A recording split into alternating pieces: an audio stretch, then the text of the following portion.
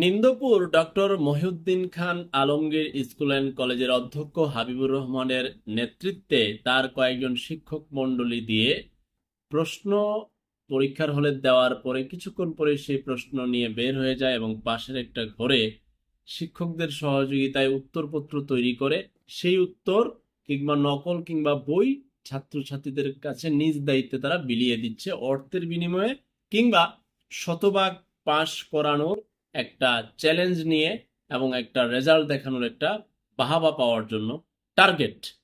এতে শিক্ষার্থীদের জীবনে কতটা ভয়াবহ ক্ষতি তারা করে ফেলছে হয়তো এই অধ্যক্ষ হাবিবুর রহমান কিংবা এই শিক্ষক আরিফ জয় তারা জানেই না।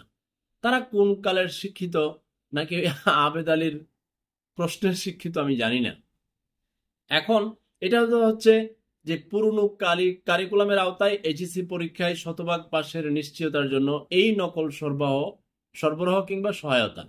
আর নতুন কারিকুলামের যেই প্রশ্ন পদ্ধতি কিংবা পরীক্ষা পদ্ধতি এই ষষ্ঠ থেকে নবম শ্রেণীতে ষান্মাসিক পরীক্ষা চলছে, তার যে আলামত, যার ঘরে নতুন কারিকুলামের আন্ডারে শিক্ষার্থী রয়েছে সেই কেবল বুঝতে পারছে তার ঘরের তার আদরের সন্তান কিভাবে শিক্ষায় পিছিয়ে পড়ছে। 5 ঘন্টার পরীক্ষা আপনারা দিয়েছেন। নতুন কারিকুলাম সহ শিক্ষা মন্ত্রণালয়ের সকল কর্তৃপক্ষের নিকট বিনয়ের সহিত অনুরোধ রাখছি, আপনারা মাঠ পর্যায়ে একটু যাচাই বাছাই করবেন আমার কথাগুলো, ক্ষুদ্র নাগরিকের কথাগুলো কারো কান পর্যন্ত যদি সত্যিকার অর্থে পৌঁছায়। 5 ঘন্টার পরীক্ষা দিয়েছেন, 1 ঘন্টা আপনার বিরতি। ওই 1 ঘন্টায় ছাত্রছাত্রীরা পরীক্ষার খাতা যেটা দিয়েছেন সেটা নিয়ে বাসায় চলে যায়, এমন রিপোর্টও আছে। এবং এটা নিয়ে ঘুরতে যায়, খাইতে যায়। এটা কিসের আলামত? আচ্ছা গেল, আপনারা যে প্রশ্ন দিচ্ছেন সেটা অনলাইনে একদিন আগে ফাঁস হয় এবং সেই অনলাইনের এই প্রশ্নটার আলোকে বিভিন্ন ইউটিউব চ্যানেল উত্তর রেডি করে দিচ্ছে এবং শিক্ষার্থীরা বসে বসে বসে বসে এটা কি আয়সা পরের দিন লিখবে সেটা নোট করে লিখছে, মোবাইলে রাখছে, বইয়েও নিয়ে আসছে। আইসে গ্রুপ ভিত্তিক সবাইকে আপনারা বসাই দিচ্ছেন। ওই গ্রুপের মধ্যে যারা যেইভাবে আগের দিন ইউটিউব ঘেটে কষ্টের পয়সা দিয়ে এমবি কিনে এই ঘাটাঘাটি করে উত্তর রেডি করে আইনা পরের দিন গ্রুপ ভিত্তিক সবাই বসে উত্তরপত্রে লিখছে, বিরতি দিচ্ছেন, হাসি আনন্দ তামাশা নাচানাচি, 1 ঘন্টার বিরতি দিয়ে তারপর লিখে দিয়ে তারা চলে যাচ্ছে। পড়াশোনার তো তাদের কোনো দরকার নাই, কারণ পরীক্ষার আগের দিন যদি প্রশ্নটা তারা অনলাইনে পায় সেটার সমাধান ইউটিউব চ্যানেলে দেয়, সেটা লিখে লিখে নোট করে আপনাদের এখানে দিয়ে দেয়, সে উত্তরপত্র শিক্ষকদের নিকট যায়, সেটা মূল্যায়ন করে যদি তাকে নাম্বার দেন তার একটা রেজাল্ট হবে। কিন্তু সত্যিকার অর্থে শিক্ষার্থী কি আসলে কোনো শিক্ষায় শিক্ষিত হচ্ছে কিনা একবার খুব গভীরভাবে দেখেন। এখন শিক্ষকদেরকে যদি জিজ্ঞেস করেন নতুন কারিকুলাম কেমন, তার চাকরি হারানোর ভয়ে সে তো বলবে দ্যাটস ওকে ফাইন।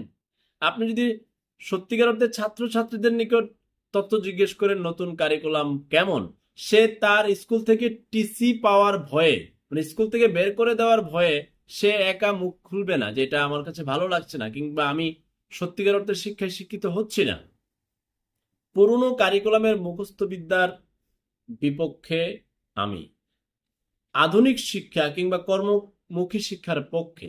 কিন্তু নতুন কারিকুলাম এমন পরিমাণ আধুনিক করেছেন যে আধুনিকতার ছোঁয়ায় এখন শিক্ষাই হারিয়ে যাচ্ছে। এখন নতুন প্রজন্মের এই শিক্ষার্থীরা নতুন কারিকুলামের পরে মোবাইল ব্যবহার করে করে আগের দিন লিখে লিখে এখন অভিভাবকরা অসহায় হয়ে পড়েছে যে তার চোখের সামনে তার আদরের সন্তান শিক্ষা থেকে দূরে যাচ্ছে, টোটালি জাতি শিক্ষা থেকে দূরে যাচ্ছে। আর শিক্ষায় যদি জাতি পিছিয়ে পড়ে সেই জাতিকে আপনি কতদূর পর্যন্ত নিয়ে যাবেন টেনে? এখন আপনি বলতে পারেন এটা ডেনমার্ক, এটা সুইডেন, ওইখানকার শিক্ষা নিয়ে আসছি, কিন্তু বাংলাদেশের মাটি তো এখনো ডেনমার্ক সুইডেন উন্নত বিশ্বের মতো হয়নি। আপনি যে জমিতে বীজ বপন করছেন সেই বীজের জন্য জমির মাটি যদি উপযুক্ত না হয় তাহলে উপযুক্ত ফসল পাবেন না। ঠিক আপনার এই নতুন কারিকুলাম বাংলাদেশের মাটির জন্য প্রযোজ্য নয়, বাংলাদেশের আবহাওয়া পরিবেশ শিক্ষার্থী অভিভাবক শিক্ষকদের জন্য প্রযোজ্য নয়। সেটা হাতে কলমে দৃশ্যমান দেখছেন, তারপরেও মুখ খুলছেন না, বলছেন না। কিসের ভয়? এখানে তো কোনো বিরোধিতা নয়, আপনার চোখের সামনে একটা প্রজন্ম নষ্ট হচ্ছে, আপনার চোখের সামনে আপনার আদরের সন্তান নষ্ট হচ্ছে, আপনি কথা বলবেন না? আপনি কিছু বলবেন না?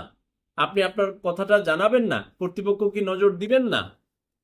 বড় বড় কর্তৃপক্ষ যারা আছে তাদের সন্তান তো এদেশে পড়ে না, তারা এই কারিকুলাম কেমন কি হবে, তার তো তাদের সন্তান যেহেতু পড়ছে না এই দেশে, তাহলে তার তো মাথা ব্যথা নাই। মাথা ব্যথা তো হচ্ছে গরিবের, মধ্যবিত্তের, নিম্ন মধ্যবিত্তের।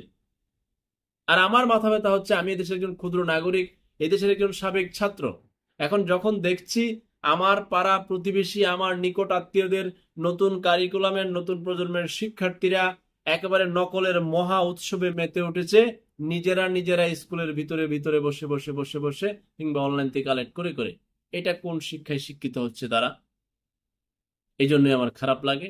আর পুরনো সিলেবাসের, পুরনো কারিকুলামের শিক্ষায় আর প্রিন্সিপাল নিজেই সহায়তা করছে, দুঃখজনক।